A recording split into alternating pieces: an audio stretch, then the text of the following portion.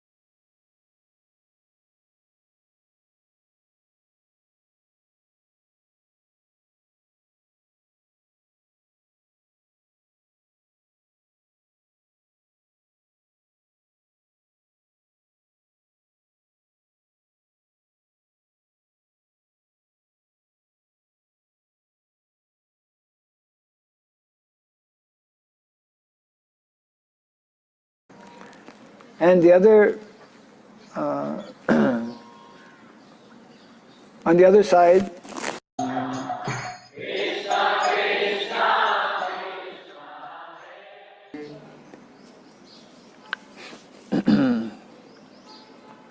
Om Namo Bhagavate Vasudevaya.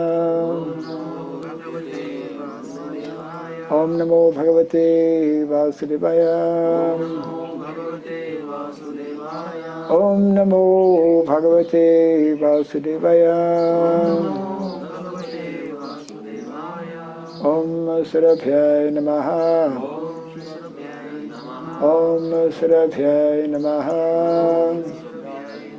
Om Surabhyay Namaha. Mukham karoti vachalam pangum langayate girim yat kripat maham bande Shri Gurum Dinataram. Yat kripat maham bande Shri Gurum Dinataram. Hare Krishna. Hare. Welcome everyone to our daily Bhagavatam. We are now reading from Canto number 6, first chapter, which is entitled The History of the Life of Ojamil, the ongoing conversation between two great personalities, Srila Shukadeva Goswami and Parikshit Maharaj. So we have text number 6 on the board. Adhuneha Maha Bhaga Yataiva Narakan Naraha Nanugra Yatanan Neyat Tan Me Vyakyatum Arhasi Adhuneha Mahabhaga Yataiva Narakan Naraha Nanugra Yatanan Neyat Tanme Vyakyatum Arhasi Adhuneha Mahabhaga Yataiva Narakan Naraha Nanugra yatananneyat tanme vyakyatum arhasi adhuneha mahabhaga yathaiva narakan naraha nanugra yatananneyat tanme vyakyatum arhasi Aduneha Mahabhaga adhuneha mahabhaga Yathaiva Narakan Naraha yathaiva narakan naraha Nanogra nanogra yatananneyat Tanme Vyakyatum Arhasi tanme vyakyatum arhasi Aduneha Mahabhaga adhuneha mahabhaga Yathaiva Narakan Naraha yathaiva narakan naraha Nanogra Yatananneyat nanogra yatananneyat Tanme Vyakyatum Arhasi tanme vyakyatum arhasi Aduneha Mahabhaga adhuneha mahabhaga Yathaiva Narakan Naraha yathaiva narakan naraha Nanugra Yatananneyat nanogra yatananneyat Tanme Vyakyatum Arhasi tanme vyakyatum arhasi adhuna right now iha in this material world mahabhaga O greatly opulent and fortunate Shukadeva Goswami yatha so that eva indeed narakan all the hellish conditions into which the impious are put. Naraha, human beings, nana, varieties of, ugra, terrible, yatanan, conditions of suffering, na yat, may not undergo, tat, that, may, to me, Yakyatum arhasi. Please describe. Translation and purport by His Divine Grace A.C. Bhaktivedanta Swami Srila Prabhupada Ki. O greatly fortunate and opulent Shukadeva Goswami, now kindly tell me how human beings may be saved from having to enter hellish conditions in which they suffer terrible pains. Kindly repeat after me. O greatly fortunate, and opulent Shukadeva Goswami, now kindly tell me how human beings may be saved from having to enter hellish conditions in which they suffer terrible pains. Purport. In the 26th chapter of the 5th canto, Shukadeva Goswami has explained that people who commit sinful acts are forced to enter hellish planets and suffer. Now Maharaj Parikshit, being a devotee, is concerned with how this can be stopped. A Vaishnava is paradukka dukhi. In other words, he has no personal troubles, but he is very unhappy to see others in trouble.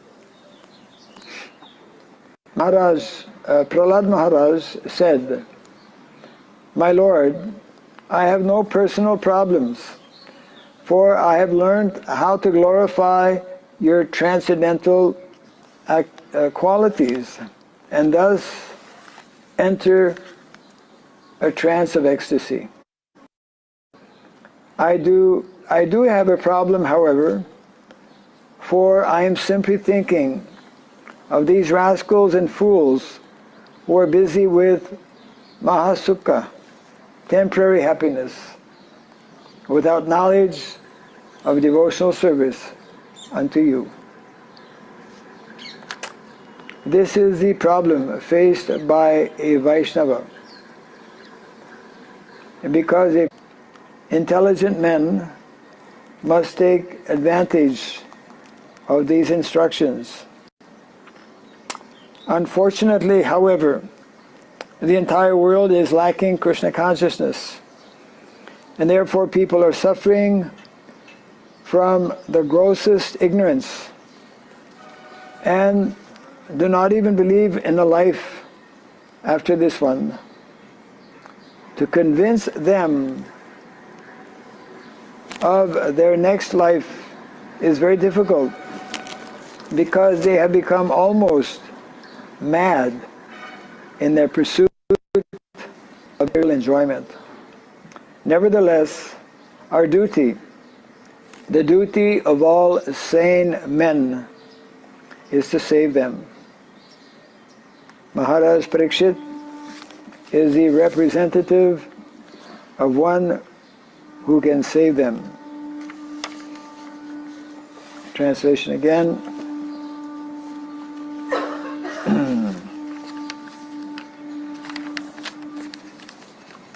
O greatly fortunate and opulent Shukadeva Goswami, now kindly tell how human beings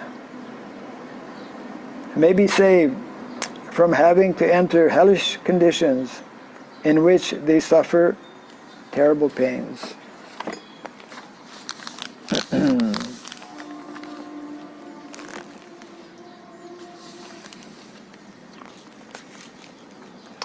So by nature,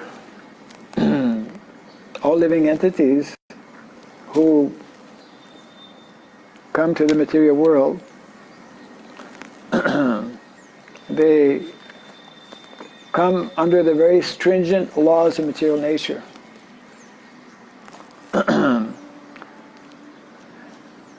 They also come under the influence of the three modes of material nature. We are constantly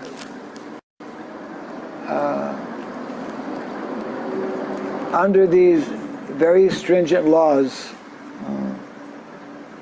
One is in reference to the threefold miseries of life: adhyatmic, adhibautic, adhidaivik. Constantly, as long as we are encaged in the material world, we are subjected to the influence of the threefold miseries. And as long as we are in the material body and have not taken the process of self-realization, which leads towards mukti or liberation and beyond, actually, we're also heavily influenced by the three modes of material nature. The lower we are on the scale of the gunas, the modes of material nature, means the more we are under the influence of ignorance, we suffer. Suffering is due to ignorance. Therefore, Vedic knowledge its primary objective is to give people opportunity to know, is to give knowledge. Prabhupada is making this point. The primary goal and meditation of a Vaishnava is because one knows, one who is a Vaishnava is one who follows Shastra, who has received knowledge, who is cultivating knowledge, and who understands that actually unless people get knowledge, they will simply continue their sinful activities in the material world. So the more we are deviating from what is meant to be what we call the laws of nature, natural laws of nature, then we are engaged in sinful activities, and the more we engage in sinful activities, the more we generate karma, karmic reaction, for which we are having to suffer. Although the reference is being made here to the 5th canto, the 26th chapter of the 5th canto is a vivid description of the hellish planets. It's not just poetry, they're there. They exist. But these hellish conditions as described in the Bhagavatam, are also created even on this planet. Just like one time when Prabhupada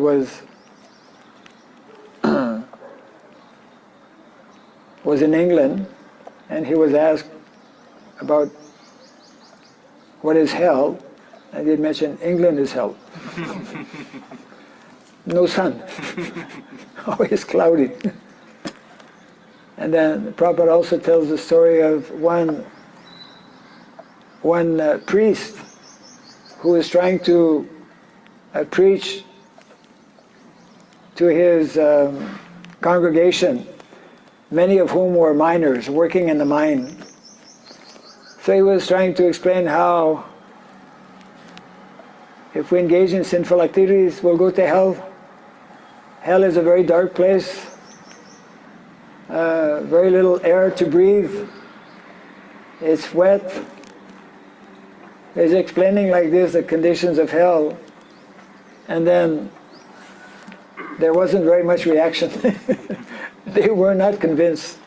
So then he thought for a moment, actually hell, in addition to being all these things, is a place where there's no newspaper. Oh, they said no newspaper, then we don't want to go to hell, no. So,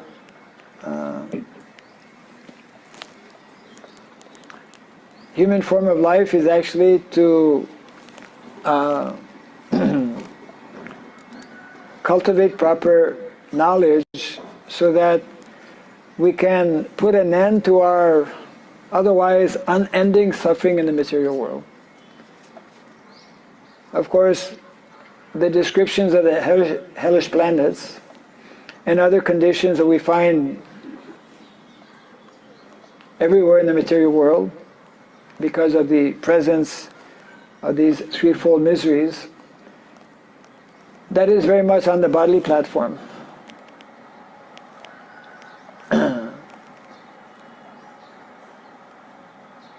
What is more a cause of suffering, what is the real, we could say, root of our suffering,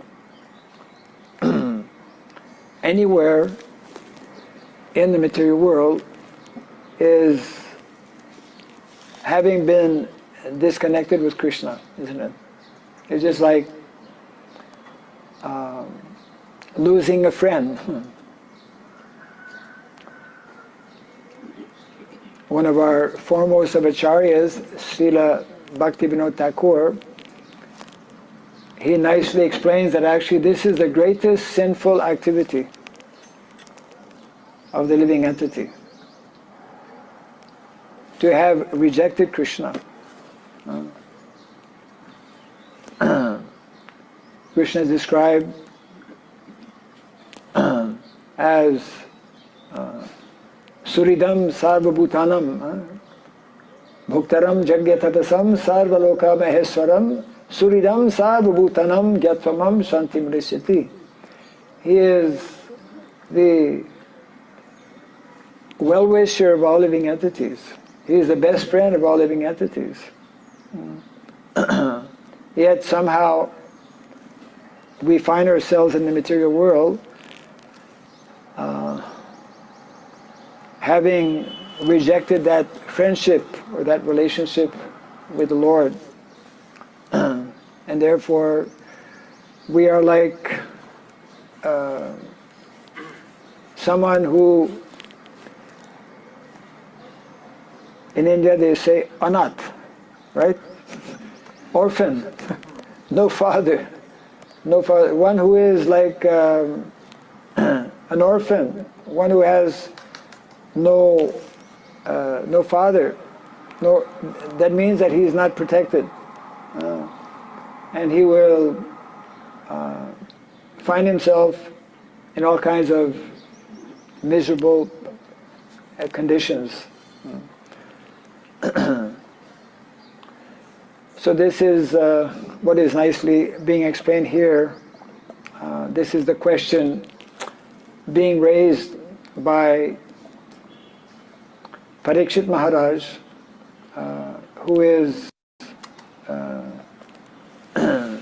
expressing his concern for the suffering of the living entities in the material world. And Prabhupada explains how this is actually meant to be the foremost quality of a Vaishnava.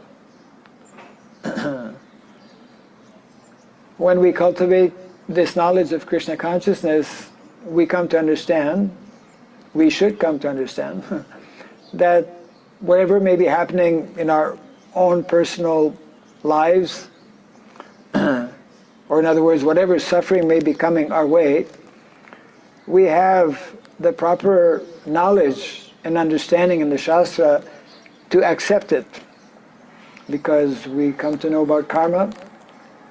In previous lives, we are here in this life because we still have some karma to live out. So in other words, we have created our own situation of suffering.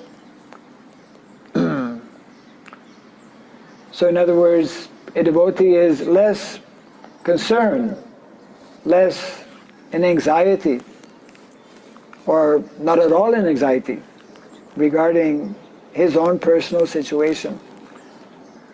A devotee is meant to be what is called Atmaram. Atmaram, he is self-satisfied, fully satisfied. And he is the least concerned about so many ups and downs of the material world. He knows that, okay, today's cloudy, after some time the clouds will go away, the sun will come.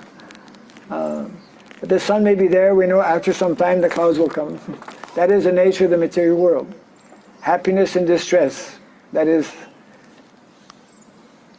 one of the very first instructions given by Lord Krishna to Arjuna, isn't it? We have to learn to tolerate. Matra sparshasta konteya, shitosna dukha dukkada, agama paino nityas tam titikshasva bharata. Titiksha. Bhagavatam describes titikshava karunika suridam sarva dehinam. Titiksha. We cannot do anything about all of the terrible things that are happening in the material world. They're happening. Of course, the most important thing, there is something we can do in terms of on two levels. On a personal level, we have to tolerate all of these various disturbances and inconveniences that come, number one. And the other, on the other side, we, because of this knowledge that we receive from Bhagavad Gita, Srimad Bhagavatam, we know that this suffering is due to sinful activities. So therefore, a devotee is anxious to introduce and explain the principles of dharma, because by following dharma, by knowing about dharma, we will not be engaging in sinful activities, isn't it? That is also explained in the Bhagavad Gita. Knowing and understanding, that was also mentioned in some previous class. Understanding the difference between pravriti marga and nivriti marga. Pravriti marga generally means engaging in all kinds of sense gratification, falsely thinking, understanding that because I have this body is meant for enjoyment. We fail to understand that actually before receiving this material body, yes, in all the other species of life, the senses were there for enjoyment. That is law of nature. The animal propensities are there in all the different forms of life. Propensity for sense gratification. It is also there within the human body, but the major difference is that in the material body we have developed consciousness. We have the opportunity to actually develop our consciousness. We have the opportunity to learn that we can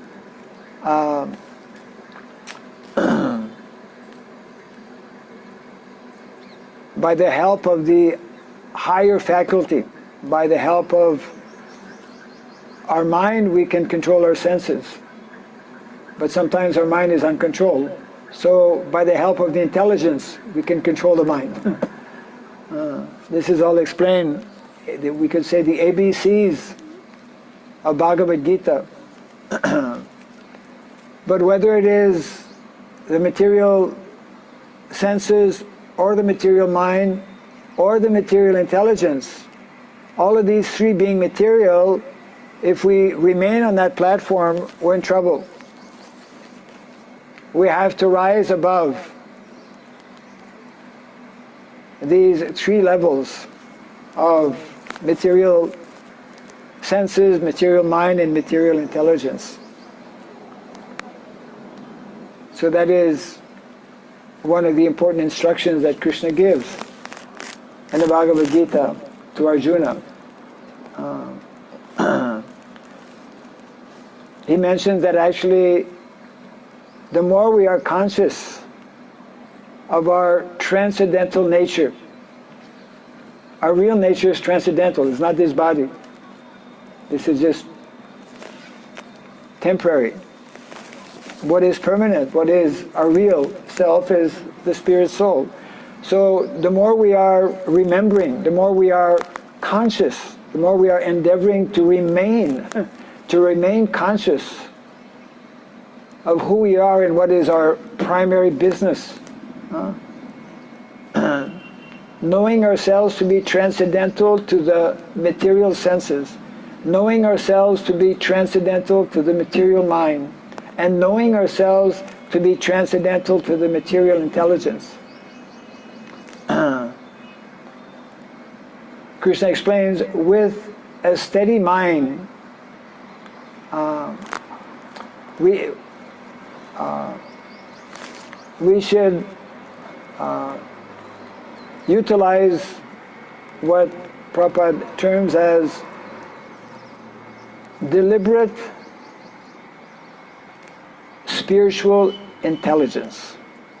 We have material intelligence, but we have spiritual intelligence. That's why we hear from our acharyas this expression, Shastra Chakshu.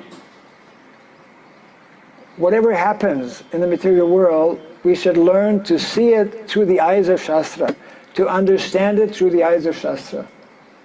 That everything happens for a purpose. Nothing is accidental. Our suffering is caused by a purpose. We are actually the cause of that suffering, either in this life or in previous lives. And as we mentioned earlier, and as Krishna explains, it is simply due to ignorance of our real identity and our real position. So therefore, a devotee, one who is in knowledge, number one, for himself, he will not be in undue anxiety, regardless of what happens, even to the point of leaving this body, because we know that this is something that has to happen. All of us, every living entity, embodied living entity, has to one day leave this body. So we should not, again, this is one of the very first early instructions. Dehi nosmin yatha dehi komaram jovanam jara tata dehantara prapir dhiras tatrana muyati. So the devotee should be tolerant and he should be sober-minded. Sober-minded. We can only develop this by hearing on a regular basis and endeavoring to actually cultivate this knowledge. So on an individual, personal basis, we should be sober-minded means, to use a modern expression, cool-minded. You know, we hear about this one is real hot-headed, you know. People who can't control themselves. We should, this is an important quality for devotee, to be sober-minded, because it's only when we develop this type of mentality, then we can think about others. Otherwise we are overly preoccupied with our own self, with our own, you know, situation. But for a devotee, this becomes very simplified. The more we actually learn the science of surrender, we leave things in Krishna's hand. Good things will happen, bad things will happen. That's all part of the material world, you see. Our main focus should be to actually help others come in contact with this understanding and this knowledge so that they can learn how to put an end to their ever-increasing suffering in the material world. Because until and unless an individual comes in contact with this knowledge, one simply is increasing one's entanglement. And surely one will end up in one of those 27, 26, you know, hellish planets. Is it 26 or 27? We'll find out when we go there. No, you don't want to go there. Devotees don't go there. Hellish planets are not for devotees. Even though sometimes somebody becomes a devotee and then may commit some sinful activity, some other type of suffering. Hellish planets are for those who are not devotees. But for a devotee, the most hellish condition, if we cultivate this knowledge properly, the most hellish condition is being away from Krishna, is being away from the material, from the spiritual world, isn't it? That is a real, actual suffering and anxiety. This type of anxiety is to have. That as long as we are not again reinstated in our natural, eternal, loving relationship with Krishna, we should be in anxiety. Our problem is that we're not in anxiety. We're in the wrong kind of anxiety. We're in anxieties about our job, about returning to America or not, about about so many different things. We're in anxiety about our house, about our children. It's not that we become careless, but we see things in proper order and proper dimension.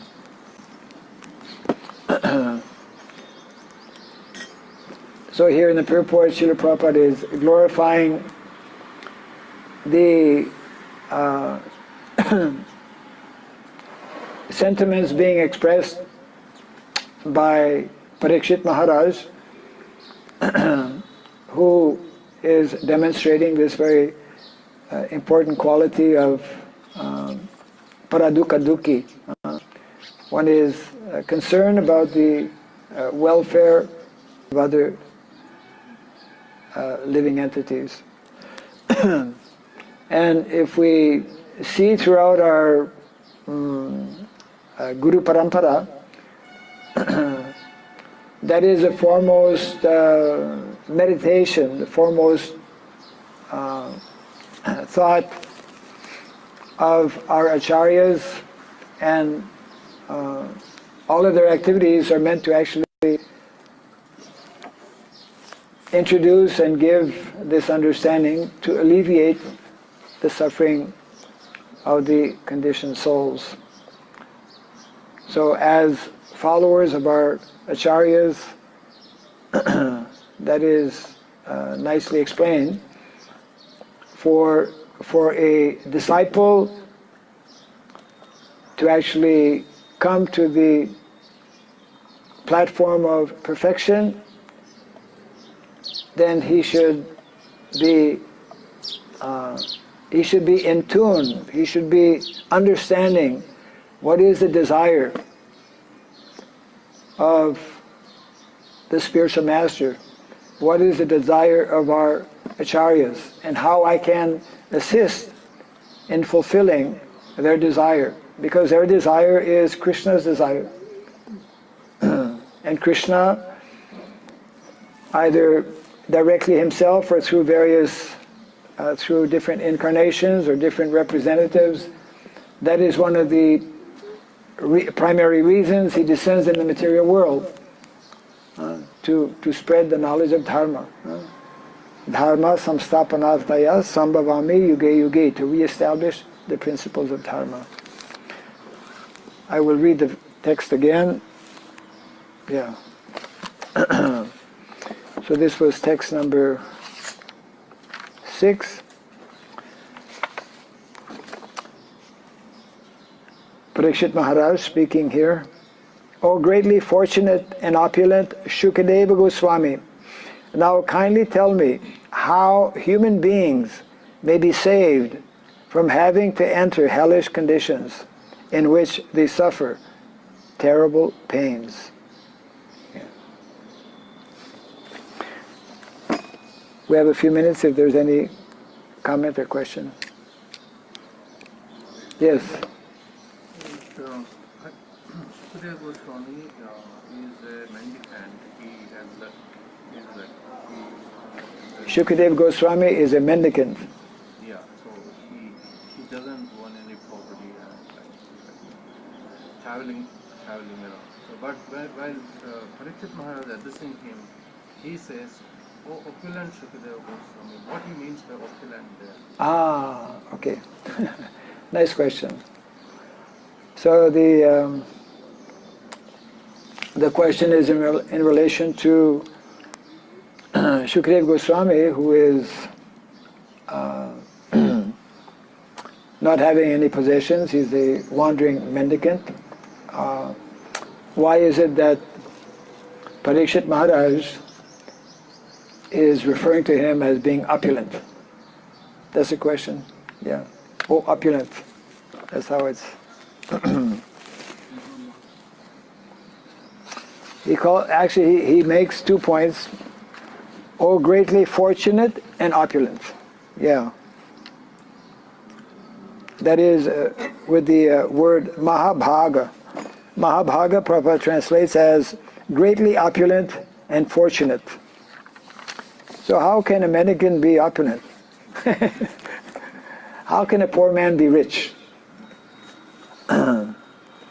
Actually, the opulence that is being referred to here is spiritual opulence. Spiritual opulence is in the form of these wonderful devotional qualities that one actually develops. These are the natural qualities of the spirit soul. When one becomes freed from this material entanglement, freed from the modes of material nature, and undisturbed by the threefold mysteries of life, then he becomes reinstated or resituated in his constitutional position as an eternal servant of the Lord. And Vaishnavas, we read, they have 26 qualities, isn't it? So the opulence being referred to here, and the fortune, one is greatly fortunate to again become reinstated as an eternal servant of the Lord in one's constitutional position. So therefore, this is connected with Shastra Chakshu. For a materialistic person, money is opulence, isn't it? For a devotee, money is just paper, isn't it? For a devotee, real wealth is to be freed from these gunas. Real wealth is to be developing these natural qualities that we all have as spirit souls. And just like real wealth in the Vedic culture is also very different from what people think wealth is in modern day. You know, people think that real wealth is having lots of money and possessing many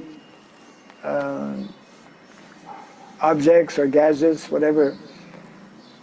But in the Vedic culture, real wealth, as we read from Shastra, is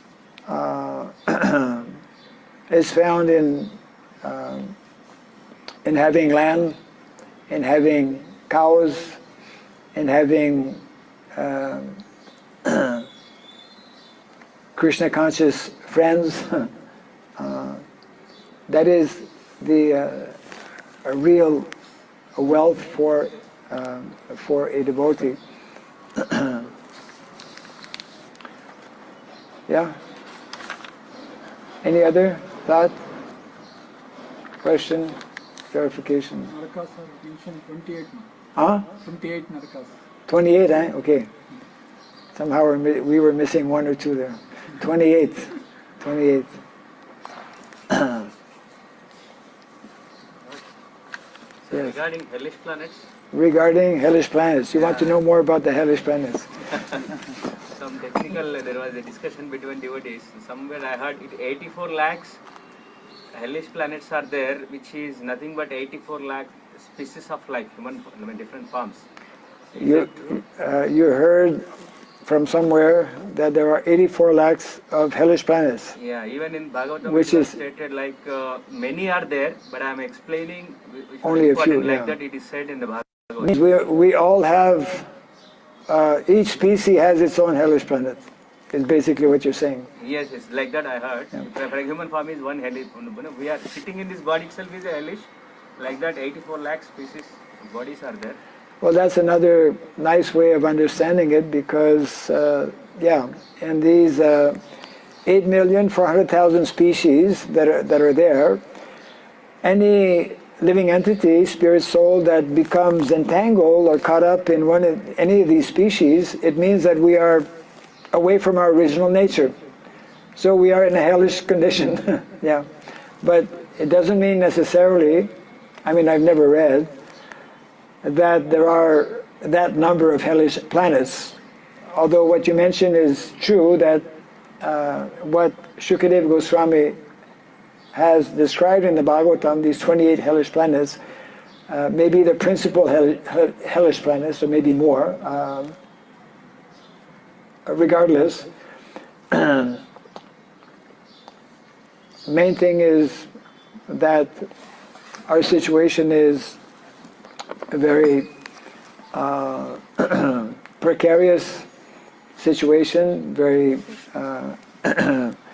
unfortunate situation, unhappy situation, to be anywhere in the material world.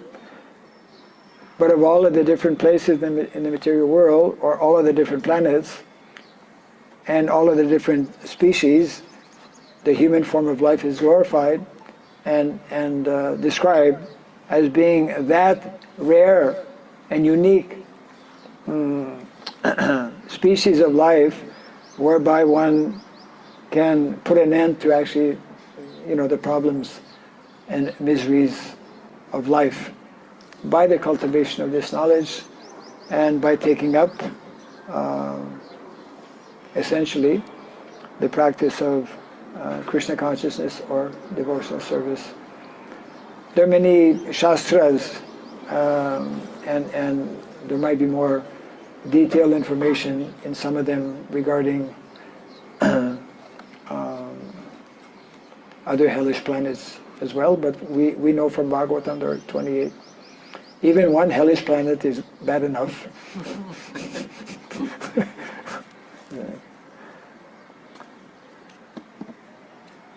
So, thank you all for attending Bhagavatam class this morning. We will close here.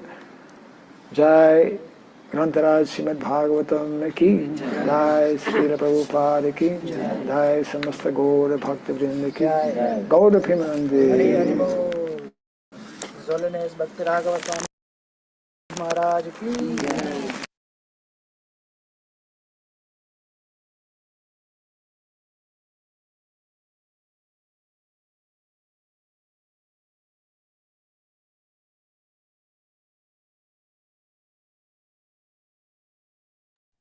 Hare Krishna. His own is Bhakti Swami Maharaj ki jai. Wonderful class and wonderful explanation of what is our position and how should we transcend that position.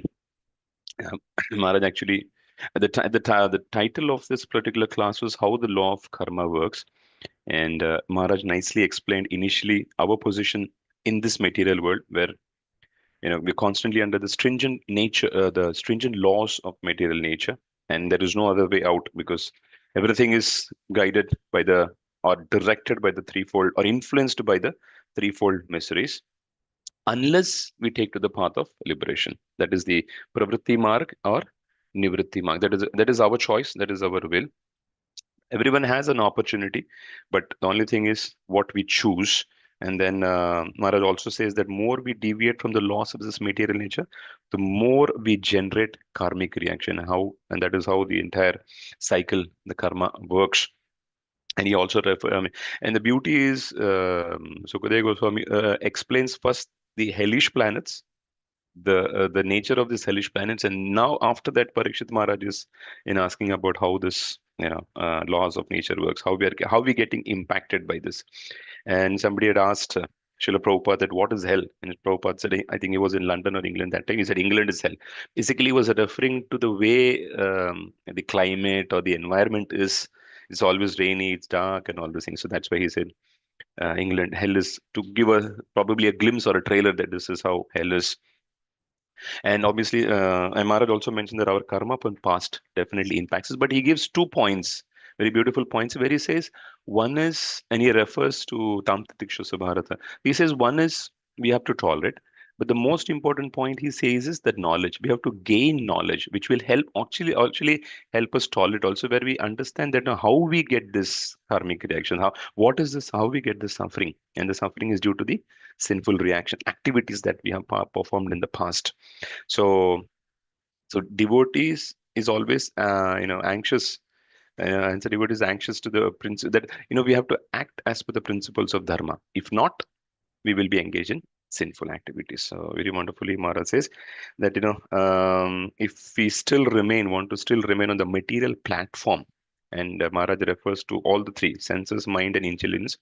If all of these are under the as per the on the material platform, suffering is bound to happen. We are bound to suffer reactions, and the karmic cycle continues. So we should be very much conscious of our real nature, and that is the right knowledge, Maharaj says. And we should always be conscious that what is our real position in this human body. And most important point, Maharaj says, everything we should see through the eyes of Shastra. And in Shastra, Krishna, as always, he started Bhagavad Gita in second chapter saying Dehi nosmi yata dehi. Yeah. So that's what Maharaj says. And for devotees, the best part is engage in Krishna conscious activities. Even if whatever sins are getting committed, that might be from the past, but understand through the Shastra Chakshu, and we can build the strength to tolerate all these things. So the real anxiety, rather than getting into that anxiety, Maharaj says the real anxiety is that till we are not placed in our real or natural position, the anxiety, that is our real anxiety. We should be anxious about that rather than anxious about our through the material intelligence of our material position. And other important point that Maharaj mentions at the end is we should share this knowledge with others. And that is where, whether it is the distribution marathon that is coming up, it is most important for all of us to ensure that, yes, we understand through the knowledge that we have received from Srila Prabhupada and his devotee disciples. We should always also endeavor to give it to others. Thank you so much, Hare Krishna. Anybody would like to share some points? Hare Krishna Prabhu, Dandavat Pranams. Thanks for the wonderful audio and wonderful revision, Prabhu. Very nice it was. Prabhu, what I liked the most was the opulence of the devotees. He said land, cows, and Krishna conscious friends, Prabhu. Yeah. So we are all so fortunate to be in this Nityam Bhagavata Sevaya along with the devotees, Prabhu. True, Mataji. Very nicely said. Thank you so much for Thank sharing. you. Thank you so much, Prabhu. Hare Krishna. Hare Krishna. Hare Anybody Krishna, else? Prabhu. Dandavat Pranam. Thanks for the wonderful class, Prabhu. Hare Krishna. So Yes. many points in my head. Many Thank points. you so Any much. takeaways? Any special thing that you feel? Whatever Mataji was telling, that point was very much striking in mind. Nice. Thank you. Then that's it. Anybody else would like to share, or we can end the session? Prabhu, one more point he said is the real misery of devotees is to be separated from Lord Krishna. Wonderful point. That is the best. Very true. We have Very to true. overcome, Prabhu. Yeah, so always remember Krishna. Never forget Krishna. Thank you, Prabhu. Dandavat Pranams. One I heard from one class, just to add, just to before ending, one thing which I heard was, it's like we have our life and activities going on. It's like a circle. Now, in that circle, where Krishna is very important. If Krishna is not in the center of that circle, then we have a problem. But if Krishna will be there. Krishna will be somewhere in that circle, but not in the center. So we have to endeavor to bring Krishna in the center from that circle, because we are connected to devotees, we are doing everything. But if Krishna is not in the center of that circle of activities, then that is a major problem. I heard from a devotee was telling, very nice point I felt. Thank you. Hare Krishna. I think we'll end the session here with Vaishnava Pranams. Vanshakalpatarubhyascha Kripa Sindhubhyev Patitanam Bhavanebhyo Vaishnavebhyo Namah. Anantakoti Vaishnavrinda ki jai. Vaishnava Thakur Srila Prabhupada ki jai. Grantharaj Srimad Bhagavatam ki jai. Thank you so much. We will meet tomorrow at the same time. Hare Krishna. I'll end the session for all.